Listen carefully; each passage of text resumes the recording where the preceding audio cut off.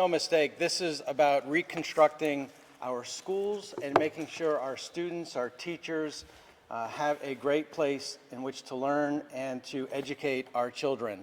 And so I'm just so happy to be here to help celebrate this really wonderful news that we have today. This is really all about air conditioning and clean air, and how much of this took such a team effort in which to get here today. I remember when I first heard the news about this, the total of all these grants here, and I was busy calculating this on my calculator. I actually took a screenshot of the number because I was like, $21.5 million, that's a lot of money. And I was so happy about that, that this happened. And frankly, it was alluded to before that we did not receive money from the first round, which was actually a blessing in disguise. And the reason that was a blessing in disguise was because we had done a change of the reimbursement rate for new construction and renovate as new in Norwalk to 60%, but there was one line in the law that did not include 60%, and that was for HVAC renovations. So thanks to the support of the delegation, we were able to change that to 60% for HVAC as well. And so today, so thank you to everybody for that. And so that's why we were able to see this $21.5 million grant to the city of Norwalk. And it really did take a team to get everyone to get this application up to the Department of Administrative Services. So thank you to Mayor Rilling. Of course, you haven't been thanked, so we thank you for your leadership. Our superintendent, of course, our Board of Education, because they had a vote on this as well.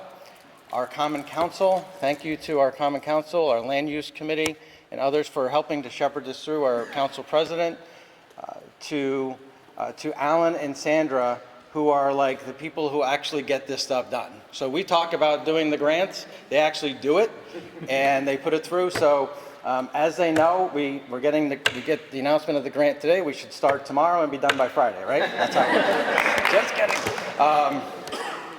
But this is really, really exciting news because we've heard for many, many years about schools not having air conditioning. And one of the reasons why we're here today at Brian McMahon is because I remember seeing pictures from teachers and students because of the mold here at Brian McMahon and unhealthy air quality environments. So, and Brian McMahon is actually getting one of the larger grants. But I have to say that, again, locally, it's really a team effort. But also, this is because of COVID. This is one of the aftermath effects of COVID, of finally focusing on air quality and air conditioning in our schools for our students. This would not have happened if it were not for Governor Lamont. I have to give a special shout out to the American Federation of Teachers for their work and the Connecticut Education Association, because they really, really pushed all of us to have this grant pool for air quality post-COVID.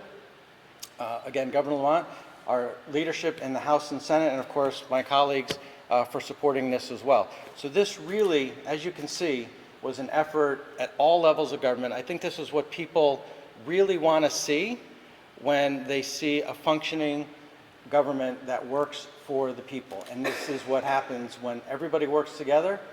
We reapply for grants, and then we end up getting $21.5 million.